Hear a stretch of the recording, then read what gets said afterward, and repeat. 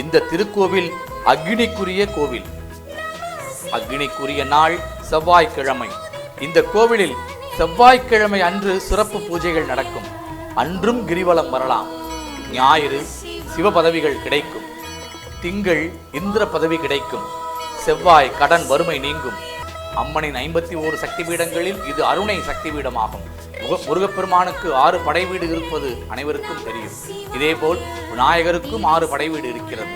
இத்தலத்தில் கிளி கோபுரத்தின் கீழ் இடது பக்கம் உள்ள அல்லல் போக்கும் விநாயகர் சன்னதி விநாயகரின் முதல் படை வீடாகும். வஸ்திரங்களை சுழற்றி அர்த்தநாரீஸ்வரருக்கு வரவேற்பு அளிப்பதை நாம் காண முடிகிறது. இதோ வரப்போகிறார். வருடத்திற்கு ஒரு முறை மட்டுமே, ஒரு நிமிடம் மட்டுமே வரக்கூடிய அர்த்தநாரீஸ்வரர் எழுந்தருளப் போகிறார். அர்த்தநாரீஸ்வரர் எழுந்தருளியவுடன் அகண்ட தீபம் ஏற்றப்பட்டு அண்ணாமலை மீது மகாதீபம் ஏற்றப்படும்.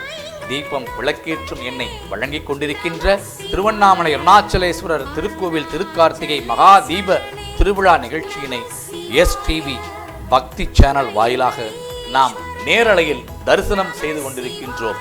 நம் எல்லோருக்கும் அந்த ஈசனின் அருள் கிடைக்கப் போகிறது. ஈசனடி போற்றி, எந்தையடி போற்றி, நேசனடி போற்றி, சிவன் சேவடி போற்றி என்று ஈசனை வழிபட இதோ காத்து கொண்டிருக்கின்றோம். அண்ணாமலைக்கு அரோகரா என்று மனதில் நினைத்தபடி சிவசிவ ஓம் நமச்சிவாய என்ற பக்தி கோஷங்களோடு அண்ணாமலையாரை வணங்கிக் கொண்டிருக்கிறார்கள். கண்ணீர் மல்க, தன்னுடைய பாவ வினைகள் நீங்க, பிணிகள் நீங்க, வறுமை நீங்க, அனைத்தும் நல்லதாகவே நடக்க வேண்டும் என்ற நினைவுடனும் தீய எண்ணங்கள், தீய சக்திகள், தீய எதிரிகள் விலகவும் இந்த நெருப்பு பிளம்பாய் காட்சியளிக்கும். நெருப்புக்கு மட்டுமே அனைத்தையும் பஸ்மமாக்கக்கூடிய வல்லமை உள்ளது. தன்னோடு சேரும் அனைத்தும் எதையுமே பஸ்பமாக்கிவிடும். அதுபோல திரு அண்ணாமலையாரின் அந்த ஒளி பிரவாகத்திலே கலந்து இதோ நம்முடைய தீய எண்ணங்கள் அழிக்கப்பட வேண்டும் என்று இருகரம் கூப்பி கண்களை மூடி தியானிக்கிறோம். கண்களை திறந்து பார்க்கும் பொழுது திரு கொப்பரையின் மீது அண்ணாமலையார் தீபமாக, மகாதீபமாக, ஜோதி பிழம்பாக காட்சியளிக்க உள்ளார்.